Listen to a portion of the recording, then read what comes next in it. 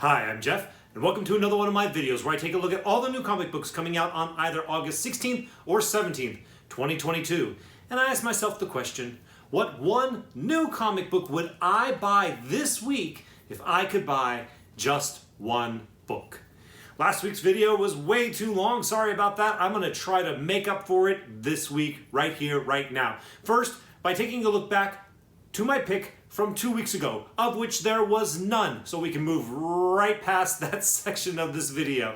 Let's move on to the books that are coming out this upcoming week. First, let me tell you about the one book that I'm not going to mention as part of my honorable mentions or my pick of the week that is a book that I am buying this week. That book is Hulk, issue number 8 from Marvel Comics. As I've mentioned before, I like Donny Cates. I think he's very entertaining. He gives me a lot of awesome in his comic books, and I don't expect this to be any different. I mean, look at what Hulk has in his hand. Come on. Don't you want to read that story? I know I do. So I'm definitely looking forward to checking out that this week, and I will be picking it up. All right, so I guess this week I have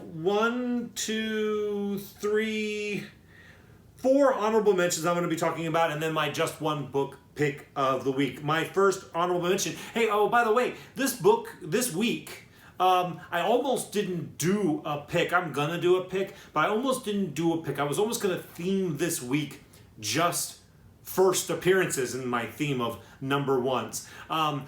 Basically everything I'm going to be talking about this week, I'm talking about because it has first appearances in it, and a little bit of a stretch for one of them. This first book I want to mention to you is Edge of Spider-Verse, issue number 2 of a 5-issue limited series from Marvel Comics. Here's the description. In this issue, Spider-Gwen, the new Spider UK, Mini Spidey, and get to know your antagonist for this huge story. Okay, well, Spider-Verse is fun. I mentioned that previously. I'm not personally reading this, but it is fun, it is entertaining. I think Spider-Man is a great character, and seeing all these different types of Spider-Man multiverse, Spider-Verse characters is a lot of fun. There is the first appearance, apparently, of this Spider UK. This woman here, she's on the cover of all the different covers for the book this week. I guess there's just 2 that aren't like ratios or something special. So she's on both covers, so choose the one you like. I would gravitate towards the A cover if I was you. But she looks pretty awesome. She looks cool. And so if you're into Spider-Man and Spider-Verse and cool, or first appearances from the Spider-Verse, you might consider picking this one up this week. The next book I want to mention to you is Star Wars The Mandalorian, issue number 2 from Marvel Comics. Here's the description. Battle with the beastly Mudhorn. Having tracked down a valuable quarry, the Mandalorian must now contend with thieving bandits. Will the Mandalorian battle it out with the Jawas, or is an alliance in the cards? Okay, so this one I mentioned to you begrudgingly. The Mandalorian issue number 1 was my just one book pick of the week a few weeks ago, and I told you in my follow-up that I didn't even bother buying The Mandalorian issue number 1 after I found out that it was crazy ordered. I think it was the first or third most ordered book that month, I believe. But also, it's just retelling the story from the Mandalorian television series, which to me seems like a bad start for the comic book series. It technically, I guess, is the first full appearance of the Mandalorian, but the secondary market does not care.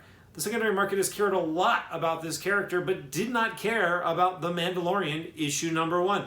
Do I expect the secondary market to care about The Mandalorian issue number 2? No, I do not. But if you are a big Mandalorian fan and you want to pick up the first appearances this week, Grogu, the child, is getting their first full appearance in issue number 2. Grogu is arguably more popular than The Mandalorian, possibly. I think you could argue that. So maybe this one will get a little bit more attention on the secondary market than the first one did, but I doubt it. But if you want to hedge your bets, or if you just want to read the story you've already been told on TV in comic book form, maybe you'll pick up The Mandalorian issue number 2 this week. The next honorable mention that I have for you is okay, hold on a second. 1, 2. Oh, okay, 1, 2. No, excuse me, I just had 3 honorable mentions and just one book picked this week. So my third and final honorable mention this week is Sandman, issue number 1, the facsimile edition from DC. Here's the description. Experience one of the greatest moments in comic history all over again with the Sandman number 1 facsimile edition. This faithful recreation of the original issue by award-winning writer Neil Gaiman is the perfect way for longtime fans and new ones to become acquainted with Dream and the Dream of the Endless and the mystical realm he inhabits in time for the debut of the highly anticipated Netflix series. Well, not in time at all. Much too late, in fact, because the Netflix series has already come out, and now we're getting this. But as I mentioned in last week's video, and I hope you picked it up, I recommended last week picking up that special Sandman issue number 1 that came out as a free comic book last week. I hope you picked it up because apparently it was doing okay on the secondary market, so it seems like to be a good one to have. This one, I don't talk about facsimiles very often or second prints. I finally don't find them... I can't wrap my head fully around the collectability of them. Obviously, some later prints of books do really, really well on the secondary market and are highly collectible. And also, much to my surprise, some facsimiles people just love. And they eat them up, and they pay, like for an Ultimate Fallout 4, they pay $4 or $5, whatever it was, for the comic book. They spend, $25, $30, $35 to slab it, and they're into it for $40, and then they sell it, a 9/8 of it for, I don't know, $10 or $15 profit. That makes people happy. Good for them. I don't fully understand it, but the fact is, facsimiles sometimes have value on the secondary market. So there is reason to consider picking this one up for that reason, especially because the Netflix series that just premiered, which once again I haven't seen, I don't currently have Netflix, but I haven't seen it, but the overwhelming consensus of people who have seen it seems to be really positive, and I mean really positive, and that it's it means there's a lot of potential for this series. So I think I'm going to go ahead and pick up this facsimile because I want to read it. I am woefully unfamiliar with Sandman, but I do like Sam Keefe and Neil Gaiman, so I want to read this. I mean, it's legendary for some people, so I definitely want to buy this to read, but it also might just be nice to have this facsimile as a collectible, because there may be a little bit extra value there over time because of the popularity already in the comic book, but with the television series as well. If that goes on for a long time, this might be one that's nice to have. And for $4, why not go for it? Pick it up, read it, just so that you can have that comic knowledge if, like me, you don't already. Okay, so that is, once again, the 1, 2, 3, yeah, those are my 3 honorable mentions.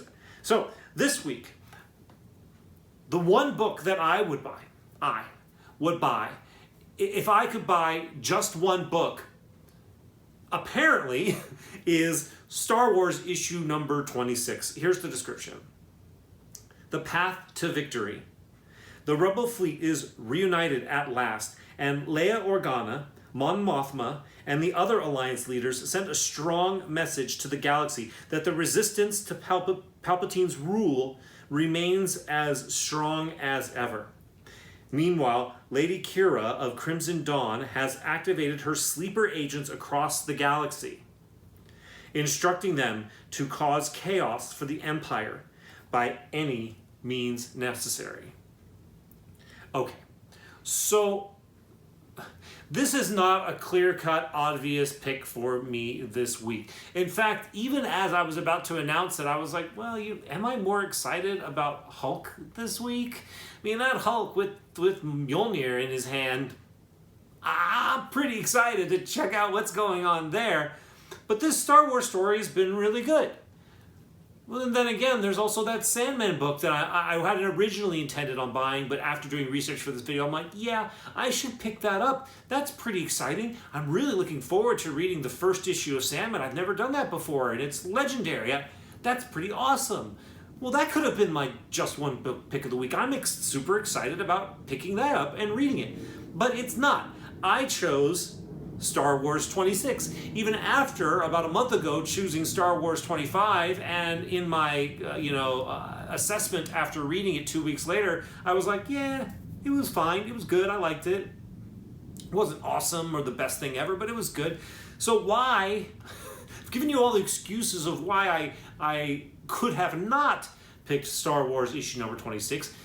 Why did I pick Star Wars issue number 26? Well, I picked it because according to the information I have, there are 8 first appearances in this comic book this week.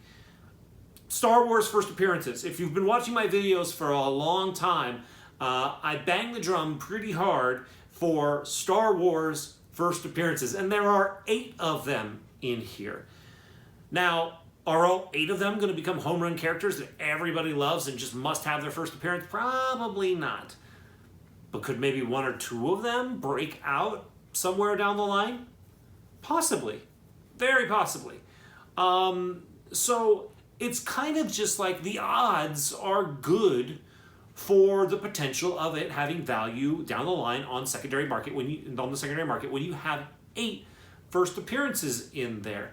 But then I can't neglect to mention that this Star Wars story written by Charles Soule, who, by the way, as a reminder, is writing the hit 8 Billion Genies that's out right now.